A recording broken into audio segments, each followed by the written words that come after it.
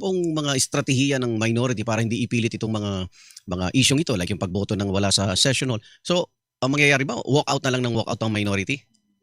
I hope not. Sana Okay. pakinggan yung debate. Kasi ang nangyayari, gustong tapusin yung debate na hindi pa naman namin talaga na-discuss yung mismong substantive issue, yung yung amendment ng rules. Nandun pala kami sa procedure pero gusto na putulin yung debate at mag-divide the House, papunta na sa botohan. Oo. Hindi naman po pwede. Tackle muna namin yung procedure kasi mali yung ini-invoke nilang rules. Kaya kami hindi magkaintindihan ni Senate President. Ang nag-govern sa amin sa ngayon, sa sitwasyon ngayon, yung Rule 24 kasi may action taken na sa floor, Oo. na-refer na to sa Committee on Rules, bakit babaliwalayan mo? Committee system yung yung Senado yung Oo. Kongreso. Mhm. We cannot function without the committees eh. Okay. Yung sinasabi ho na parang pagkukumpara, 'di ba? Bakit daw noon nagkaroon ng Paghiling. pagpapahayag, Oo. paghiling na magkaroon din ng pagkakataon na mapasali po sa sesyon sina dating Senador Laila de Lima. Pero ano ba ang kaibahan ngayon? Kayo na ho ang mag-explain para mas detalyado tayo.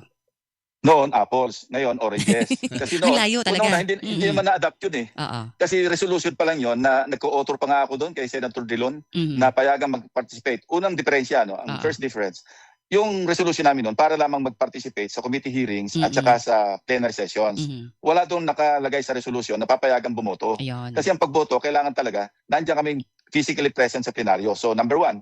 Number two, yung situation ni Senator De Lima, nandun siya sa Camp Crame, within the jurisdiction ng korte. At nakalaan din doon na kukuha pa ng leave of court, hindi automatic na pagka, halimbawa, na i-adapt namin yung resolution na yon. Automatiko, pwede na agad mag-participate. Hihingi pa ng permiso sa court kasi ang legal custodian ni Senator Laila noon, yung korte, yung RTC. Hindi pa lang yun, meron pa siyang physical custodian na kailangan, payagan pa siya ng PNP para mag-participate. Kasi dalawa yung custodian siya physical at saka yung legal. Opo. So, ang laki ng diferensya. Ngayon, gusto nila, tuloy-tuloy, pag in-adapt yung resolution, okay, assuming, granting na kailangan pa rin, kasi magiging unconstitutional na yun pagka pinilit ng Senado na baliwalaan natin yung korte. Basta meron tayong inamend natin yung rules, kailangan automatic pagka meron tayong botohan, magpa-participate sila. So that's a no-no because igagalang natin yung judiciary, di ba? Kasi halimbawa, si Senator Bato, saan tayo hingi ng leave of court? Sa ICC? Unang-una, wala pa siya sa jurisdiction ng ICC kasi nagtatago pa siya. Kanino kami hingi ngayon? Meron siyang warrant of arrest at hindi nga siya nagpapakita. So biglang susulpot na naman siya para bumoto lamang. Okay. Halimbawa, meron kaming pagbabotan, biglang susulpot siya online. Sasabihin niya, I vote in favor of the motion or any measure for that matter. In the case of Senator Jinggoy, total, wala naman talaga pa siyang warrant of arrest. Pero assuming, kasi nakapile na Sandigan Bayan, marapol ito, pagkatapos, I think narapol na nga nasa 5th division. So, hihingi pa rin ng permiso sa Sandigan Bayan kasi yun ang legal custodian niya. So, ang problema rito, at hihingi pa rin siya BJMP kasi doon naman siya madidipin kung sakali, di ba? Mas remote ito. So, yun ang napakalang diferensya. We cannot compare yung situation yung resolution noon at saka resolution ngayon.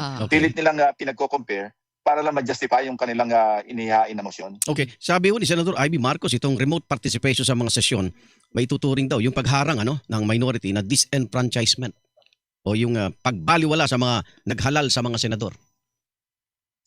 Meron tayo po nito, kaya nga tayo merong rules of the Senate. Ang nakalagay sa rules namin, pinapayagan naman, pero pagka merong force majeure at saka merong national emergency, tulad ng COVID, di ba, bumoboto kami noon, maski online Nagpa-participate kami sa mga debate online kasi helpless yung situation. Extreme yung mga existing conditions noon. Talagang wala makapasok, maski nga kayo, di ba, naka-online. Yes. Lahat naka-online, mga nag-oopisina, work from home. Hindi naman po pwedeng work from jail. Yun na nga. Pero yun nga, pati yung force majeure, parang ibang-iba naman din ho ang description dyan ni Senator Padilla na nagkakalituhan tuloy doon sa mga dapat malinaw naman. Ano ang gagawin natin? Kasi parang may iba silang audience. So talaga Bato amendments, Senador? Magsishift ngayon yung debate namin. Hindi na yung amendment ng rules. Kung susundan natin ngayon yung kay Senator Robin Padilla, parang sumasang-ayon siya na wag nang i-amend yung rules. I-redefine na lang natin yung force majeure. Iba na yun. Okay. Okay. Senador, ito, may mga, alam kong ang publiko ay nakikita nyo naman na naiinis, nagagalit sa nangyayari. Mukhang meron bang mga isa o dalawang senador mula sa majority nagpahiwatig na rin hubang magbalik loob para lang hindi na matuloy itong mga gulo na ito at maibalik muna yung integrity. Yung normal na trabaho ng Senado. Alam mo, Igan, limited yun, maliit lang yung universe namin. Ang universe namin, doon lang kami sa 24 o 23 senador. Hindi naman kami pwedeng mag-recruit para makabuo ng 13 sa labas. Kasi 24 na naman senador So hopefully, dahil meron niyang public clamor, and I'd like to think na siguro hindi naman ako subjective dito na yung public opinion naman medyo nasa side namin eh. Kasi kami, 'di ba sa labing isa, ewan ko kung yung nababasa ko lamang yung pumapabor sa aming labing isa. Pero by and large, hindi naman mga troll yung nababasa na namin organic na eh. Makati Business Club, 'di ba? Yes. Tapos yung Mga iba't ibang UP, mga civil society groups, nagpapahayag na sila, yung Mayors for Good Governance. Isa naman pahayag nila parang hindi naman sa amin lahat galit eh. Parang rightly or wrongly kung yung aking interpretation mukhang nasa amin naman yung side ng public opinion sa mga kaganapan sa Senado. So malaki chance nga na may balik loob sa inyo. I hope so dahil alam mo hope springs eternal na baka sakaling merong ma-enlighten, sabi natin quote unquote sa akin ang galing yun, sakaling matauhan at ma-realize nila na i-correct yung sa maging sa pananaw nila mali yung ginawa nila. Dahil ngayon talagang masama yung tingin sa Senado pero it's more on the majority block, hindi sa amin kasi naging toxic na eh. Nakakahiya na nga rin dahil never in the history of the Senate, at least sa memory ko, na nagkaroon ng ganitong sitwasyon eh. Dati maski nagbabangayan kami, alam mo, till kingdom come. Pero at the end of the day, pagdating namin sa lounge, alam ni Igan yan, galing siya sa Senate din nun eh. Na di ba, barang walang nangyari at magkakaibigan kami sa lounge, magkakaibigan kami sa labas, maski sa loob ng plenaryo, after a heated debate, magkakasama kami. Pero ngayon, iba eh. Kasi pikunan eh.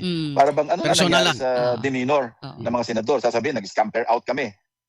Pangit yung pakinggan eh. Para ba kami mga bahagang buntot na lumabas ng plenaryo. Kasi gusto nila mag-scamper din from the rules eh. Gusto nila madaliin. Kung napansin nyo, di ba, paulit-ulit siya, divide the house, divide the house. Teka muna, nagdidebate pa tayo. Wala naman kaming closure sa Senate. Yung closure sa House. Kasi tahasan na sinabi ni dating Senate President Franklin Drilon na ito may kinalaman talaga doon sa impeachment ni VP Sara. Your thoughts on that, sir?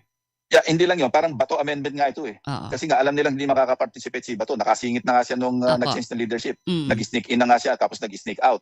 So, well, kung gusto nila talaga mag-participate si Bato, ang mapapaboran yan, yung law enforcement. Kasi matatrack siya. Pagka gumamit siya ng kanyang cellphone, iPhone, o kaya yung kanyang laptop o kanyang iPad, baka doon siya mahuli. Kasi matagal-tagal yung unless magi-sneak in lang siya na boboto tapos mawawala na siya sa air eh. Siguro baka ganoon na plano nila kasi pag tumagal siya nag-participate sa halimbawa sa debate, nakababad siya ngayon online. Pag nakita-kita yung IP address niya, malamang sa hindi, masukol siya. Pero ito ang paliwanagan sa publiko. Bakit ayaw niyo pong payagan na makaboto yung senador na wala sa sesyon? Yun ang rules eh. So hindi pwede amyandahan? Pwedeng amyandahan pero sundan natin yung procedure. Gusto nila amyandahan na fast break.